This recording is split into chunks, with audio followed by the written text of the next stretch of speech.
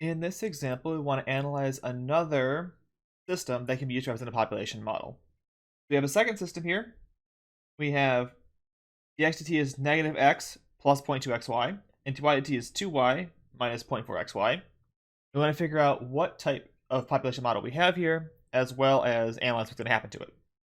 If we look at this, we can see that the main difference between the previous example was that the interaction term here now has two opposite signs. So for the x term, in terms of dx dt, the interaction here is a positive thing. It adds to the population, whereas for dy dt, the interaction is negative.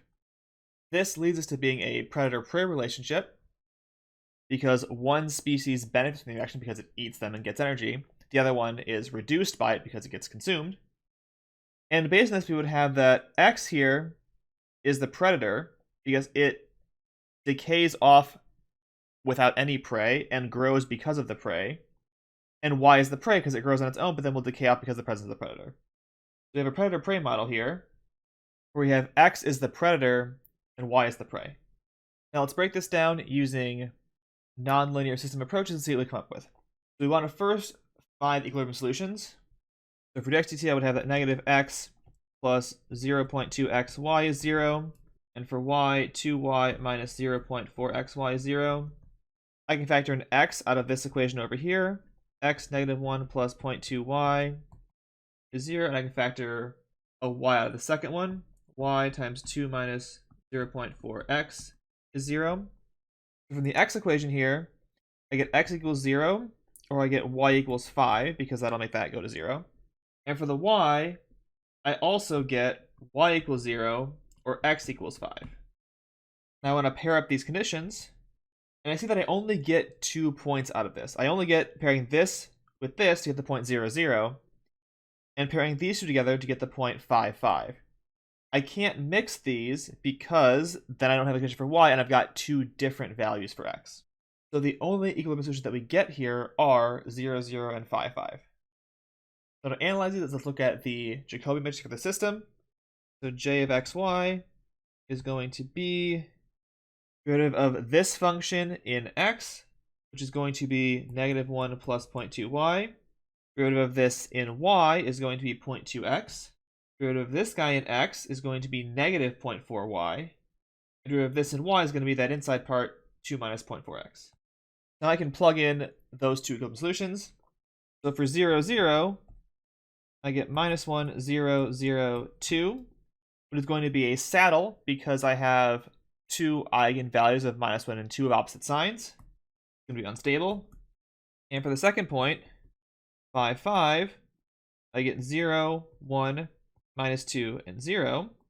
And this will look like, in terms of the characteristic equation, lambda squared plus 2 equals 0. So lambda is plus or minus root 2i. This is a center, which is stable, but that means I don't know what's going to happen to the nonlinear system around that point.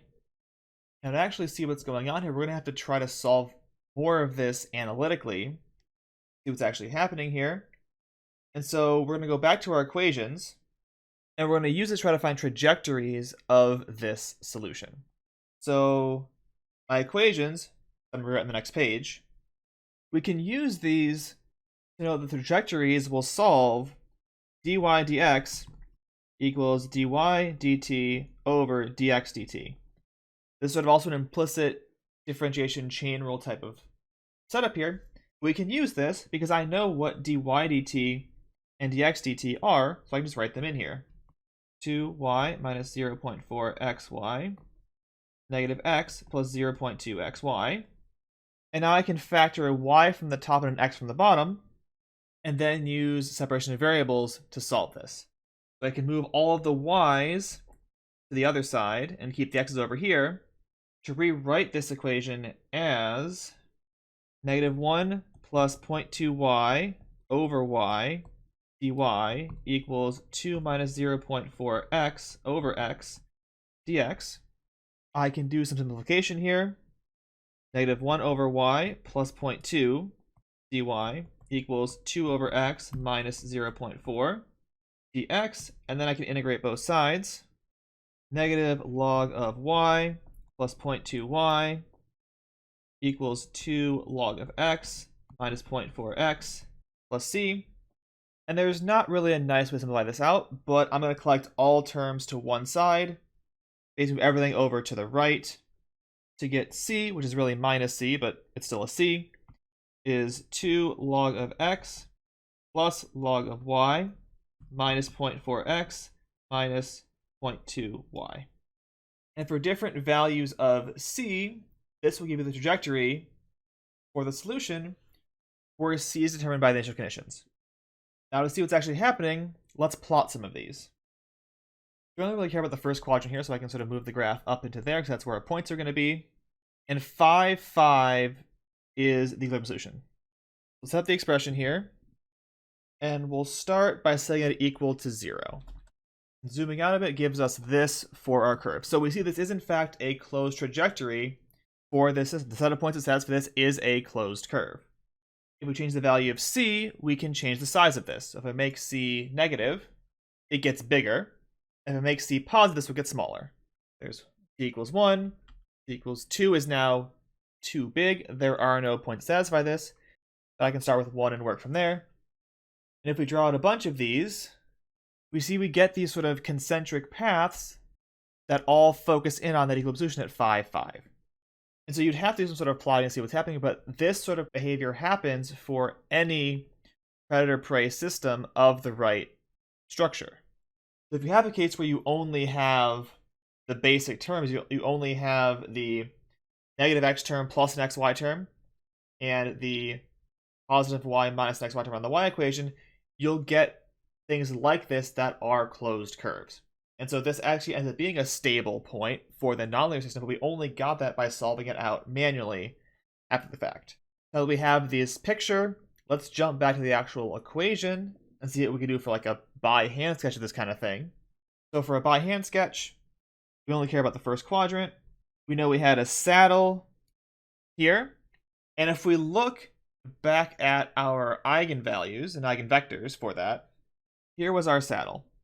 So the eigenvalue of -1 would have eigenvector 1, 0, because this would go to 0, so the whole first row is 0, so it's 1, 0. And the eigenvalue of 2 has eigenvector 0, 1. So I'll write those below when we start drawing this out. So I can draw those in. That means this eigenvector is negative, and this one here is positive. Then we had our center at 5, 5.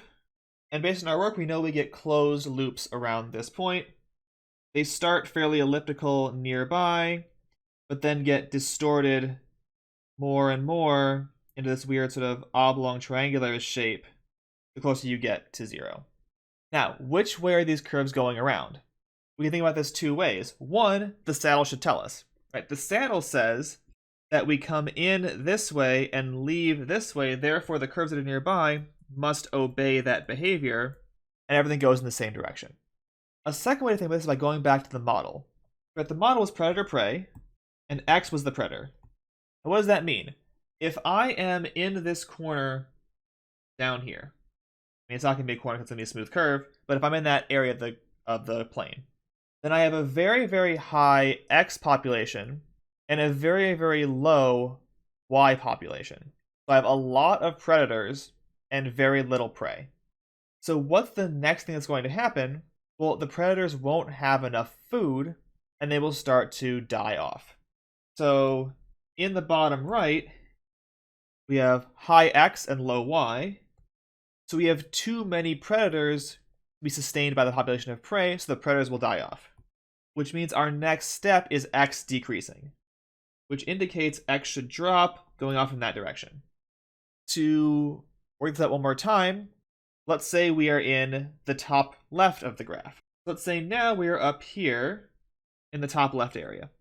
This means we have low predator and high prey, which means the next step is the predator population now has a lot of food and can consume that to grow their populations. The next step is that predator increases, which is a movement up in that direction. So all of these things, the saddle, where its eigenvalues and eigenvectors are, and the model as a whole, dictate the direction of rotation for this setup. If we'd be in the other case where y was the predator, it would spin the other way.